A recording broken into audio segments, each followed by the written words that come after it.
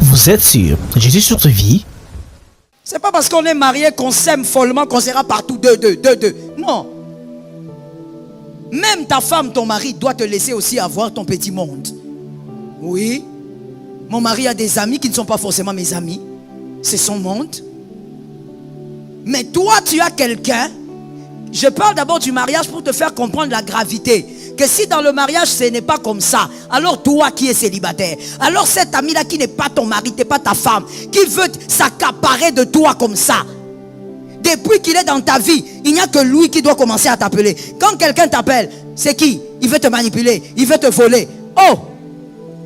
Je veux dire à quelqu'un, que quelqu'un me dise école de sagesse. Avant cet homme-là, il y avait une vie. Des fois, vous savez, je l'ai dit au début, il faut se poser des questions simples, ça va te recadrer dans le cerveau. Avant de rencontrer cette femme-là, il y avait une vie. Comment tu peux tuer toute la vie que tu avais avant parce que tu as rencontré quelqu'un? Même quand on t'appelle au téléphone, tu commences à aller dans la toilette pour répondre. Ce n'est même pas un mauvais appel. Mais seulement, tu as une femme, tu as un mari qui est tellement possessif qu'il veut te garder seul. Oh là là. Je dis à quelqu'un étouffement. Tu as bien fait de répéter ça. Étouffement. Il faut laisser les gens respirer. Même dans les seins maternels, je pense que les jumeaux respirent. Même s'ils sont à deux. Voilà pourquoi le ventre, il est un peu. Toi, tu as quelqu'un que tu as rencontré en 1900, je ne sais pas combien. En 2000, je ne sais pas combien. Mais depuis que cette personne est arrivée, elle ne veut pas entendre parler des autres. Tes anciens amis sont mauvais. Ils sont sorciers. Ce sont des gens qui détruisent ta vie. Ah! Dans ton église, il y a des sorciers. Dans quelle église il n'y a pas de sorciers? Regarde comment tu me regardes, comme si tu ne sais pas. Dans quelle église il n'y a pas de sorciers? Dans cette église-là, on ne t'aime pas. Dans quelle église tu vas aller, tout le monde va t'aimer? Pourquoi tu es manipulable comme ça? Ça veut dire que cette personne-là, elle t'isole de tout le monde. Et elle te présente des bonnes raisons apparentes pour t'isoler. Non, mais tu ne trouves pas que quand tu sors avec cet ami-là, il te prend trop de temps. Ah bon? Mais elle peut te prendre. Un vrai amour ne s'accapare pas de l'autre. Un vrai amour est un amour qui exprime des sentiments purs, véritables. Et à cause de ces sentiments purs, l'autre se place dans une position de fidélité. Il se place dans une position de fidélité parce que de l'autre côté, on lui accorde un amour pur. Est-ce que quelqu'un m'entend bien? C'est ce qui s'est passé avec Abraham. Dans Genèse 16, 2. Genèse 16, 2. C'est ce qui s'est passé avec Abraham. Observez bien. Abraham, il y a des gens qui n'écrivent même pas. Ça veut dire quoi? Tu es en retard. Tu n'arrives pas, tu n'as pas fait la dictée. Tu avais fait la dictée? Parce que j'ai l'impression qu'il y a des gens qui n'ont jamais fait la dictée. Donc, quand moi je parle, lui n'a même pas encore commencé. C'est pourquoi on nous apprenait la dictée quand on était enfant. C'est pour écrire vite. Abraham, si vous constatez, Abraham n'a pas eu Agar parce qu'il voulait. Abraham a eu Agar parce que sa femme lui a dit de prendre Agar. Et ce qui montre encore que cet homme avait un bon fond. C'est-à-dire qu'il aimait tellement sa femme que l'amour que sa femme lui donnait lui avait placé dans une position de fidélité. Sans forcing. Heureusement qu'il n'y avait pas de smartphone. Sarah ne surveillait pas ses poches. Sarah ne veillait pas que sur son collier de rouge à lèvres ou pas. Mais l'amour qu'Abraham recevait l'avait placé dans une position de fidélité. Ce qui fait que même après Agar, tant que Sarah était là, lisez la Bible, Abraham n'a touché à aucune femme. À cause de l'amour de Sarah. C'est ça l'amour. L'amour ne met pas quelqu'un en prison. Toi, depuis que tu aimes cet ami-là, tu es libre ou tu es prisonnier? Depuis que tu as rencontré ce garçon-là, tu es libre ou tu es prisonnier? Dès que tu bouges un peu, où est-ce que tu vas? Là où tu vas là-bas, fais attention. Je n'aime pas te voir avec tel. Attention avec ce genre de personnes. L'amour vous laisse libre. Et ce que vous recevez de l'autre vous place dans une position de fidélité. Que l'Éternel nous épargne du mal. Faites attention avec celui qui veut vous éloigner des autres. Est-ce que toi-même tu as un cerveau? Je reprends la question. Est-ce que toi-même tu as un cerveau? Est-ce que toi-même tu réfléchis? Alors quand quelqu'un te parle d'une chose, comme je l'ai dit hier, toi-même réfléchis. Non, mais fais attention avec Léonel, il ne faut plus l'approcher. Toi-même réfléchis. Toi-même cherche à comprendre pourquoi tu dois être loin de Léonel. Mais fais attention avec ces personnes qui veulent rester seulement là. Eux doivent les autres. Regardez ce qui se passe avec les disciples de Jésus. L'apôtre Jacques est le frère de Jésus.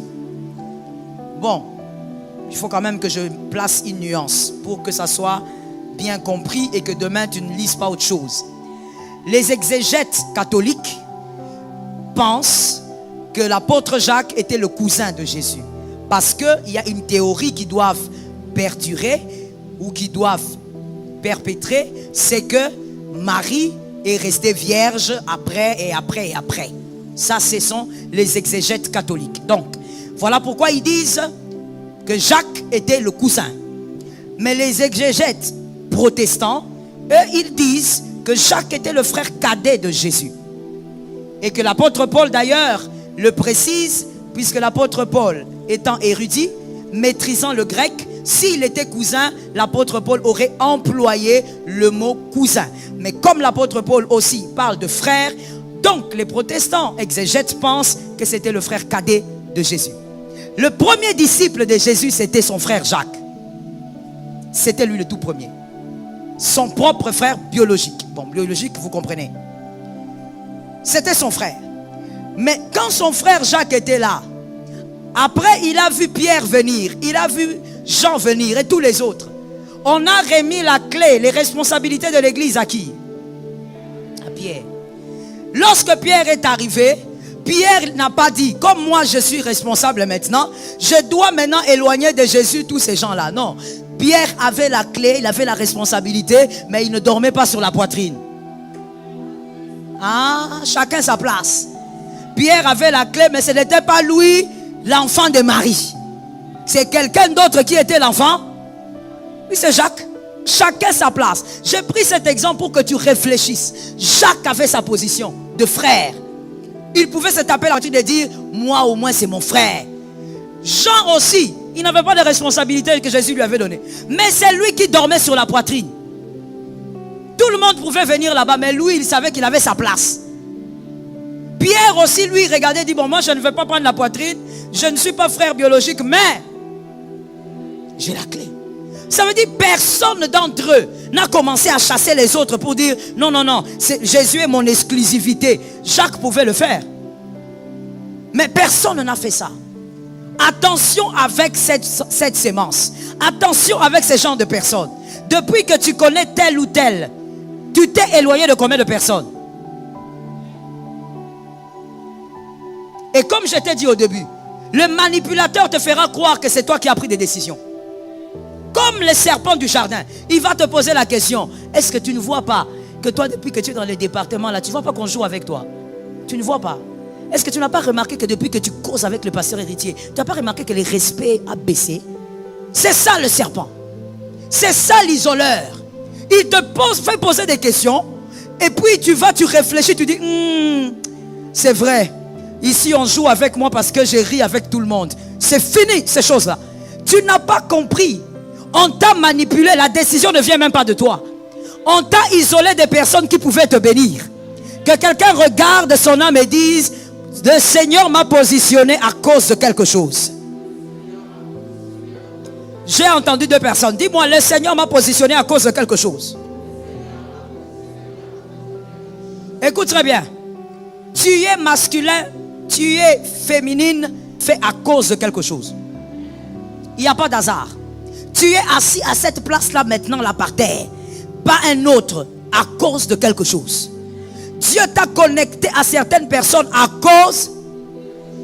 Ah, même les gens qui t'ont blessé dans la vie ont créé quelque chose en toi. Si tu es enfant de Dieu, ils ont créé quelque chose de positif. C'est ça. Même Judas amène à l'ascension. Donc toi tu ne peux pas dire, voilà, oui, il a raison. Depuis que je suis là, j'ai remarqué que ces gens-là me bloquent. Mon frère, on est en train de t'isoler. Et quand on va bien t'isoler, tu vas commencer à faire au doigt et à l'œil ce que cette personne veut. Même si elle ne te le dit pas en face. Des décisions ne viendront pas de toi. Que Jésus nous épargne. Et voilà le serpent, qu'est-ce qu'il dit? Ces gens de personnes, serpents, disent, tous ces gens-là sont mauvais. Mais tu sais, moi je t'aime. Je ne veux pas que tu lèves la main, mais tu vas lever seulement les doigts de ton cœur. Qui a déjà entendu ces genres de phrases? Tu vois tous ces gens-là, ils ne t'aiment pas. Mais moi, je t'aime. Ou même quelqu'un ne va pas le dire de cette manière. Mais la manière dont elle... Oh mon Dieu, les hommes serpents, j'en connais. La manière dont elle va te présenter.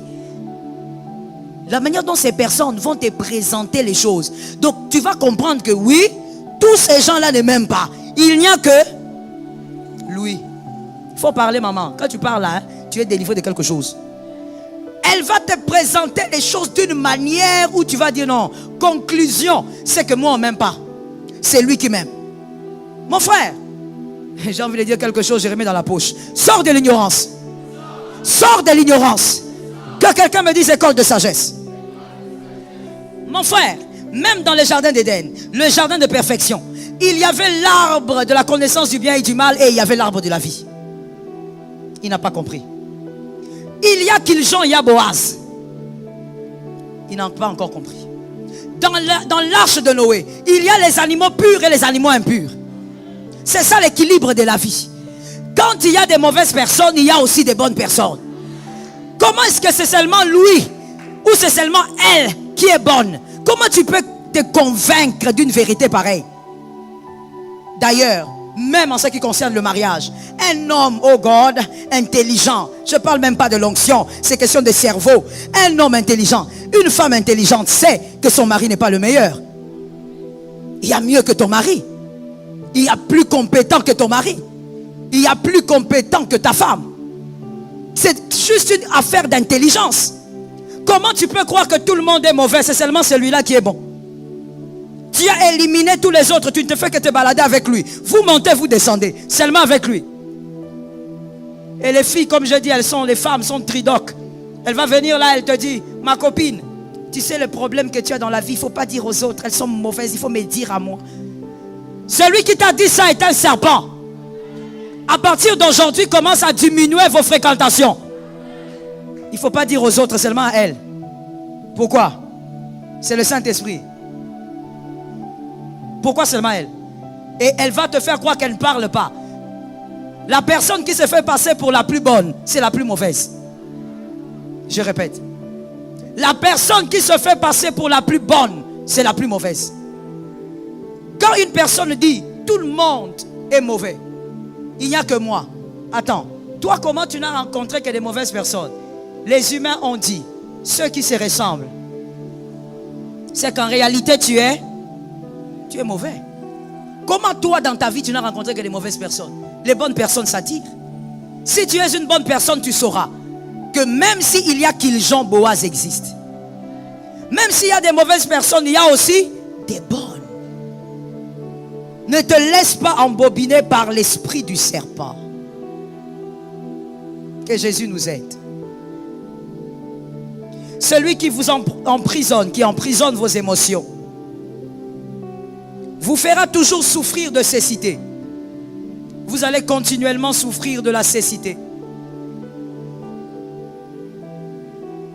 Vous n'allez jamais voir clairement autour de vous. Vous ne verrez jamais clairement dans votre entourage. Pourquoi? Parce qu'il y a quelqu'un qui vous a emprisonné dans ses émotions. Les bonnes personnes qui sont à 0 mètre, vous ne les voyez plus. Pour vous, il y a seulement une seule personne qui est bonne, c'est votre ami là.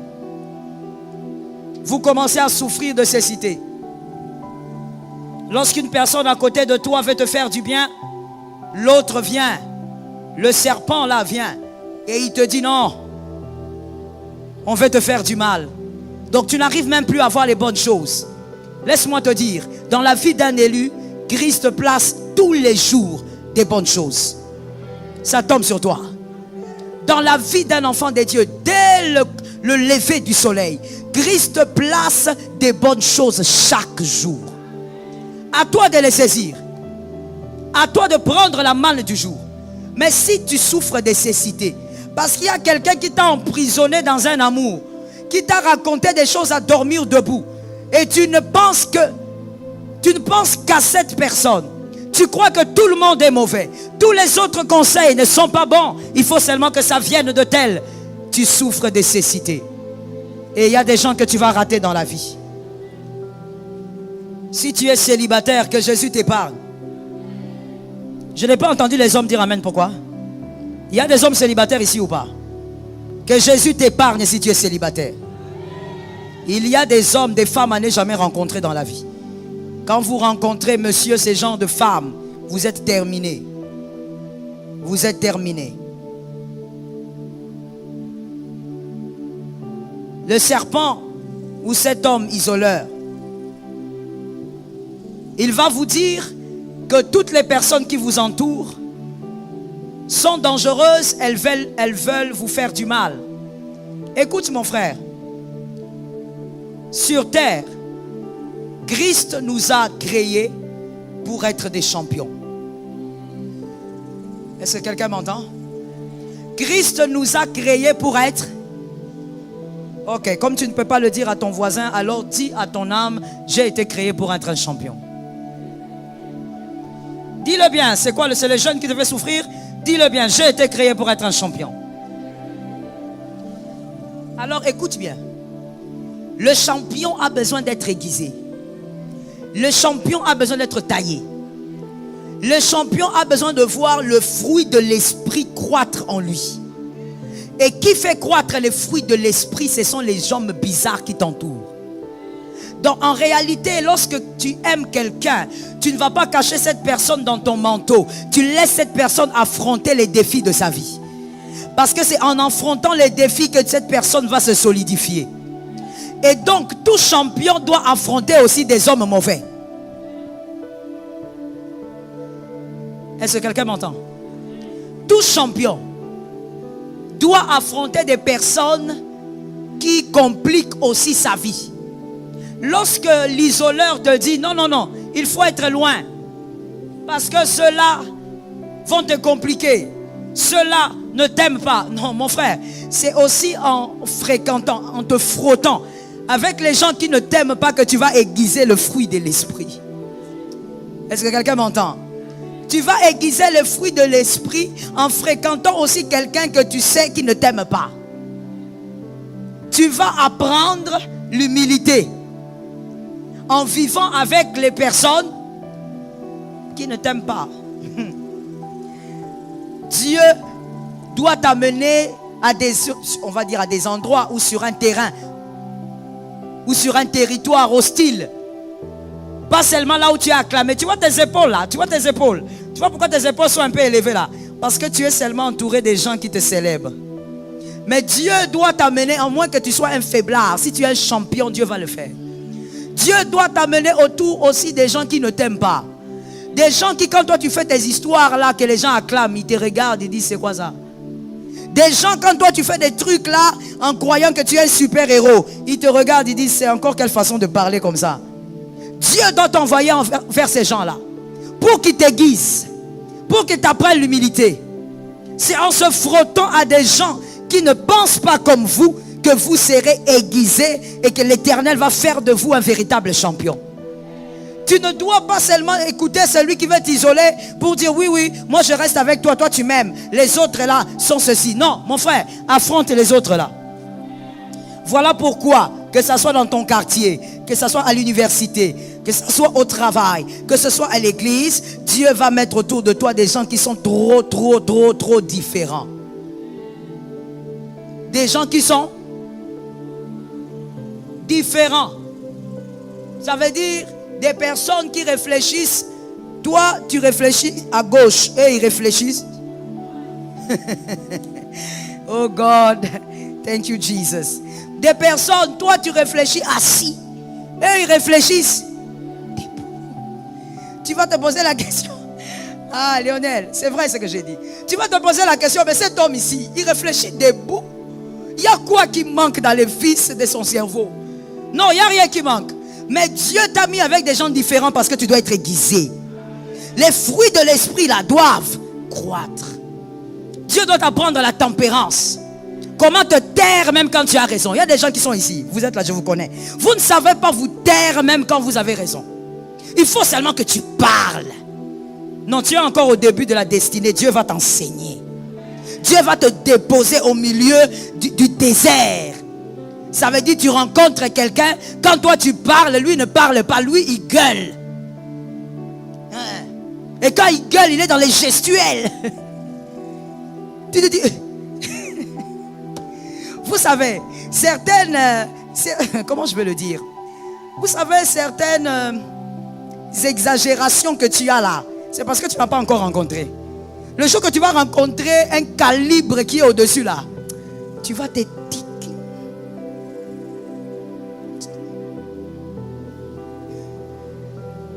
Est-ce que tu me vois encore? Tu vas baisser, mon frère. Jésus va te mettre avec des gens bizarres parce que tu dois te baisser. Oh, nous, dans notre famille, on est comme ça. Même mon oncle aussi, quand il parle, il crie. Mon frère, parce que tu n'as jamais rencontré. Tu vas rencontrer quelqu'un qui va prendre ta langue là, qui va baisser ça. Toi-même, tu regardes, tu dis, pourquoi tu te fâches? Ah, tu croyais que tu étais 3e dan dans la colère. Tu vas rencontrer 16e dan. Et là, le serpent isoleur va vouloir t'isoler. Il ne doit pas t'isoler. Affronte ces gens-là différents. Ça va te travailler. Ça va t'apprendre l'humilité. Ça va t'apprendre que tu peux aussi te taire alors que tu as toutes les paroles à présenter. Les hommes différents que Dieu met autour de nous, c'est pour nous aiguiser. C'est pour nous apprendre à nous soumettre à sa volonté. Mais aussi nous apprendre à vivre dans les fruits de l'esprit. Est-ce que quelqu'un m'entend? Lorsque le Seigneur est en train de t'apprendre la douceur, tu ne veux pas. Il t'apprend, tu ne veux pas. Il t'apprend, tu ne veux pas. Le Seigneur va s'organiser pour te mettre des gens qui vont t'apprendre la douceur des forces. Tu vas apprendre ça. Tu vas te demander, mais ce n'est pas possible. Tu vas apprendre. Donc toi qui es le lion de votre quartier là, tu vas rencontrer un guépard. Toi-même tu sens que ici là, si je ne m'étais pas, autre chose va sortir ici. Dieu t'apprend la douceur par les hommes différents. Voilà pourquoi je te dis, je crois le premier jour. Il ne faut pas être ignorant jusqu'à dire, non, moi je n'aime pas de problèmes. Moi, on ne se comprend pas avec ces gens ici. Moi, je préfère rester dans mon coin. Tu es ignorant.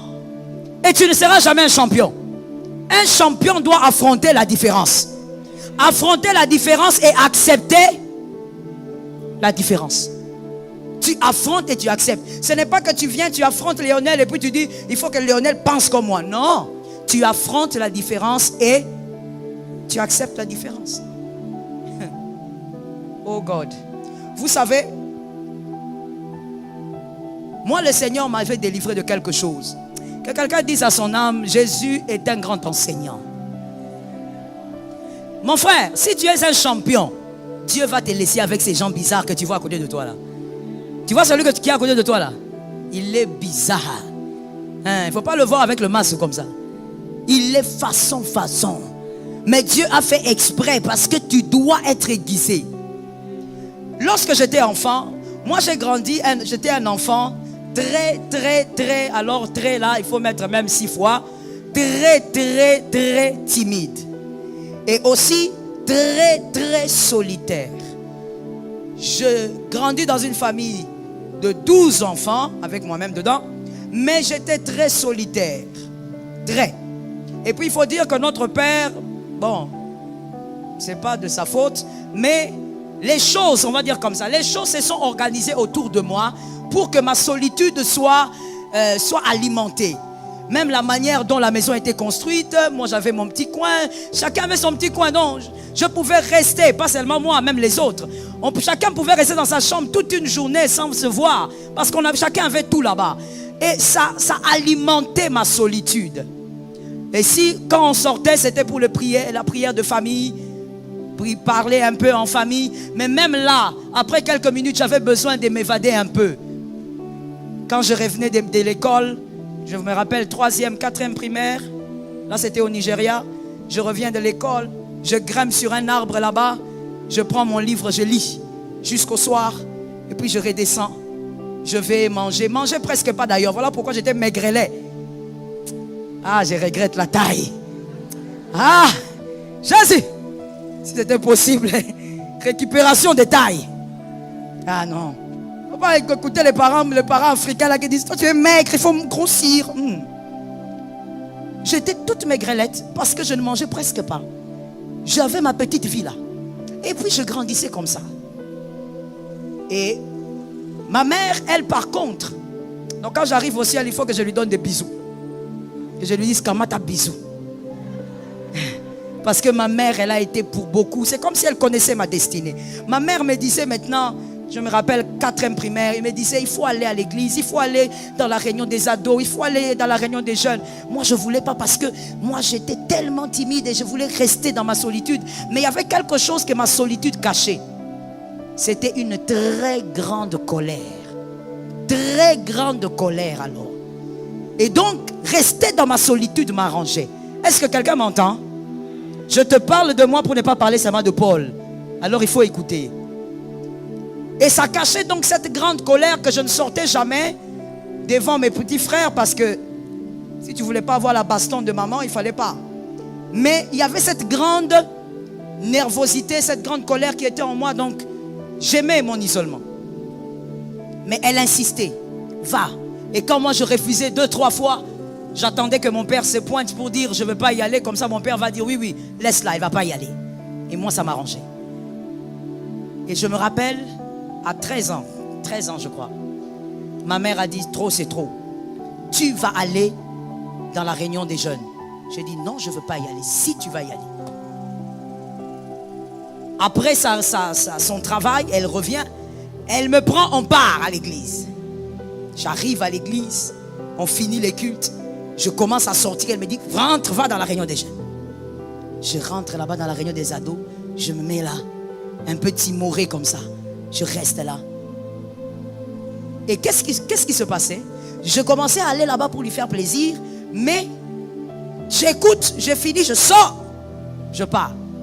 Pas de causerie, rien. Et puis ma mère, c'est comme si elle était au courant. C'est comme si elle m'avait fait filer. Elle a changé de stratégie. Elle m'a dit maintenant tu vas entrer dans la chorale. Ah!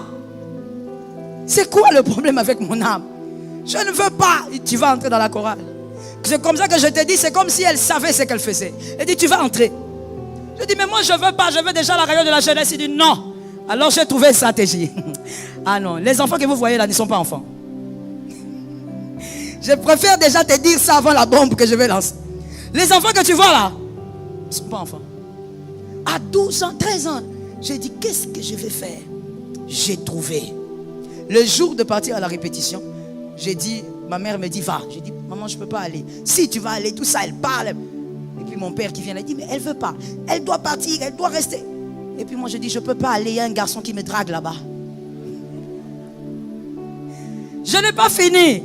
Ah non, je vous dis, la femme est 4 docs. 13 ans. Et puis ma mère qui me dit, mais regarde d'abord comme ça. Elle me regarde, elle me dit, toi, il y a quelqu'un qui te drague. Oui, il y a quelqu'un. Mon père, quand il a entendu ça, ah, mais voilà, il ne faut pas aller, il ne faut pas laisser les enfants là-bas. Ma mère a dit, je vais t'accompagner. On est parti. Elle m'a laissé, elle est partie. J'ai calculé. Tout ça, c'est pourquoi je ne veux pas fréquenter. Je ne veux pas m'affronter avec les autres. Alors j'ai dit, non, voici les bons calculs qui vont marcher. Tout ça là, c'est dans la tête d'un enfant de 13 ans. Hein. À la fin de la répétition, je vais vers un garçon qui était là. Il était Ibo, une tribu du Nigeria. Je le salue. Et puis il me salue. Et puis il est étonné parce qu'il me voit le saluer. Et puis je dis, tu peux me raccompagner à la maison?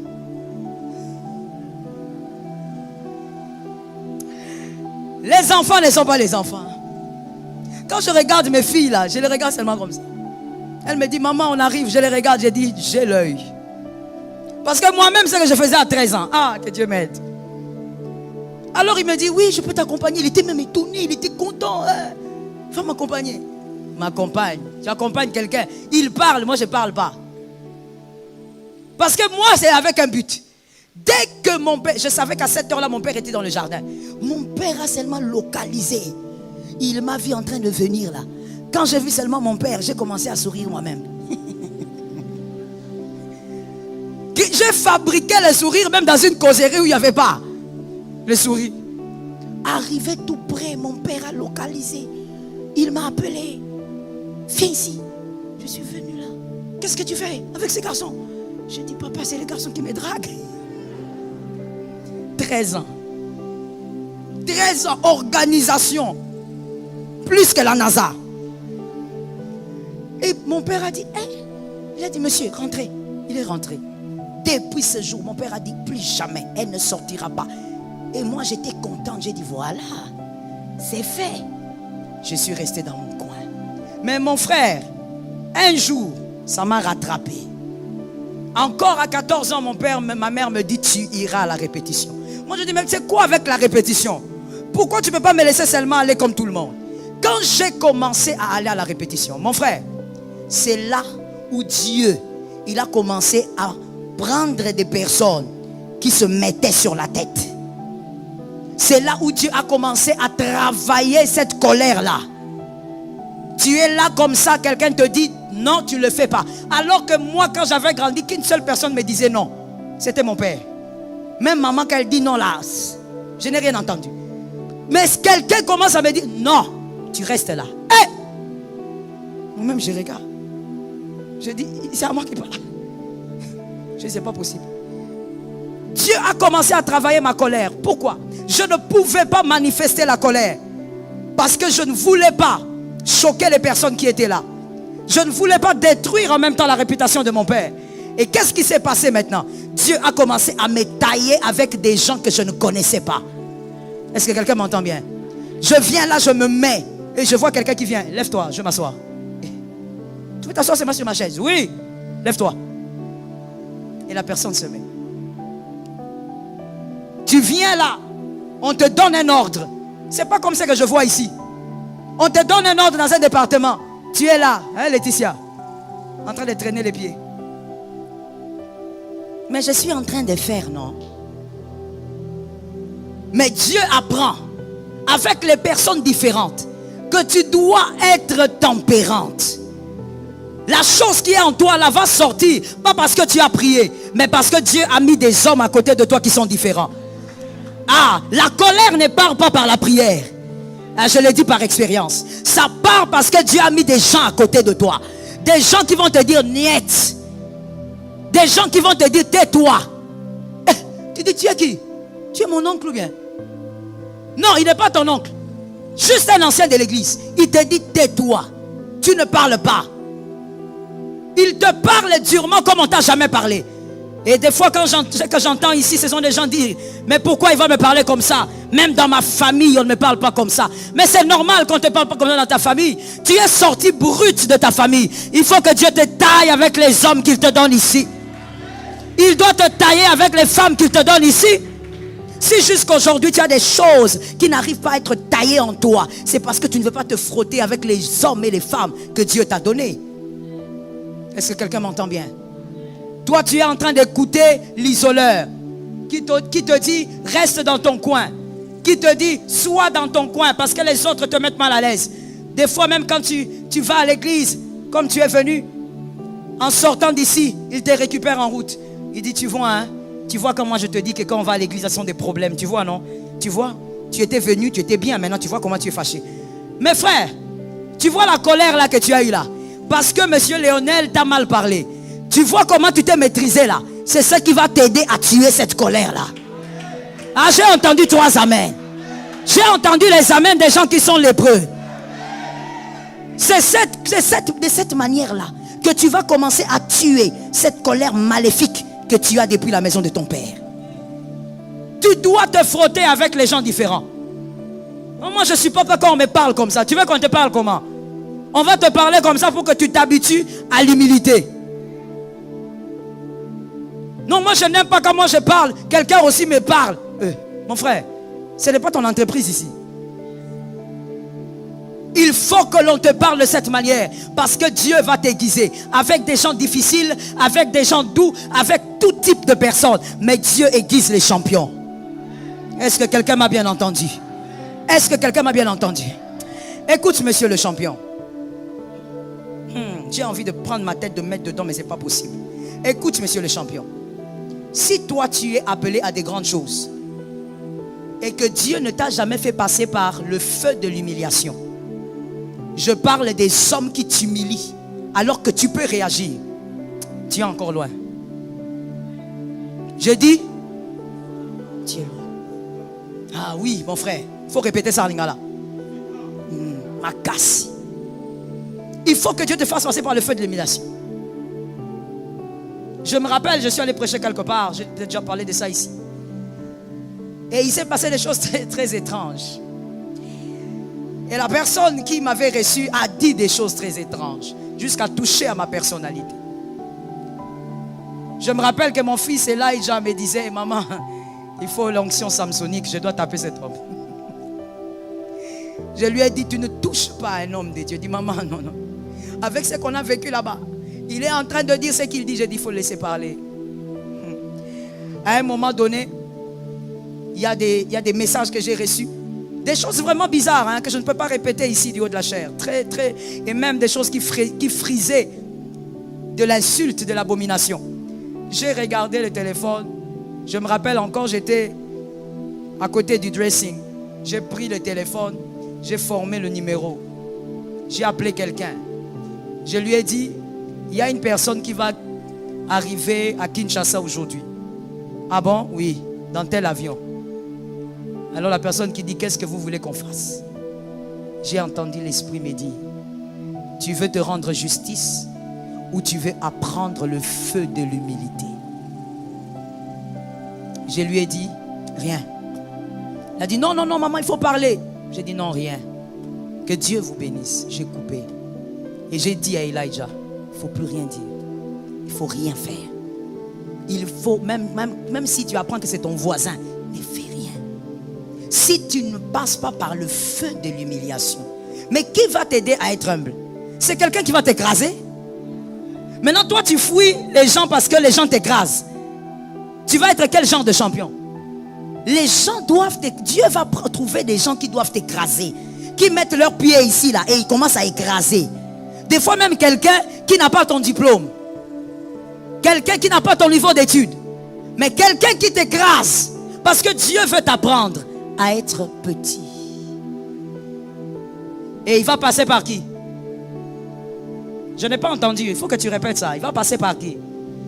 Oui, il va passer par les hommes. Il va passer par le voisin qui est à tes côtés là. Il va passer par celui qui est devant toi. Tu ne peux pas fuir un endroit, une société, parce qu'il y a des gens qui t'humilient, parce qu'il y a des gens qui te méprisent, parce qu'on ne me respecte pas, parce que toutes ces personnes travaillent pour que le fruit de l'esprit croisse en toi. Est-ce que quelqu'un m'entend bien? Vous êtes sur Jésus sur ta vie?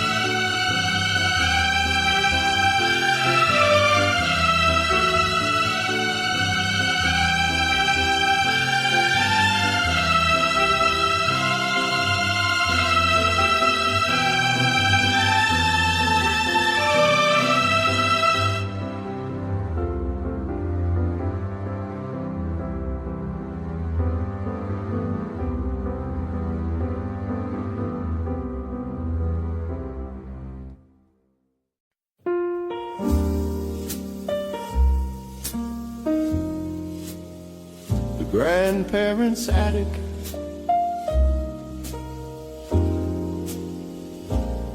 Up the creaking steps where the dust motes dance and float, a smell of cedar wood and forgotten winter coat. The air is thick with silence, time moves at a snail's pace. In this warm corner, holding history in its place. An old dented trumpet that Grandpa used to play tells 1,000 untold stories of a brighter yesterday. Here's a shoebox tied with string, full of photographs in black and white, faded smiles from decades past, bathed in attic light. This is more than just a room beneath the sloping eaves. It's a library of whispers rustling through the leaves, a slow and gentle rhythm of a life lived long and true. The grandparents' attic is a place where time slows down for you. Every broken doll and chipped teacup sings a sweet old song, telling me exactly where I came from, where I belong.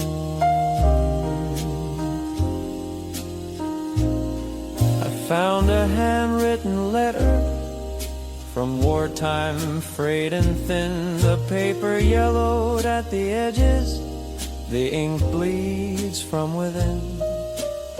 A young man's promise that he would make it home again, a simple, honest hope against the crushing weight of pain. I put on an old vinyl, the needle starts to scratch. A distant melody plays, a moment I can catch. Sitting on the worn floorboards, letting memories unfold. More precious than silver, more valuable than gold. This is more than just a room beneath the sloping eaves. It's a library of whispers rustling through the leaves, a slow and gentle rhythm of a life lived long and true.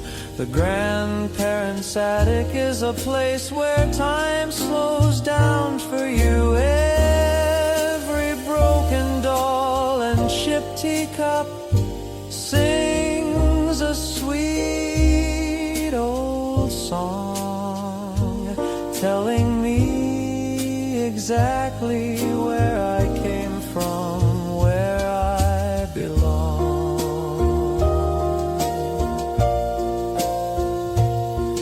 They say to look ahead, always run towards the new, but sometimes the deepest wisdom is in the things we knew.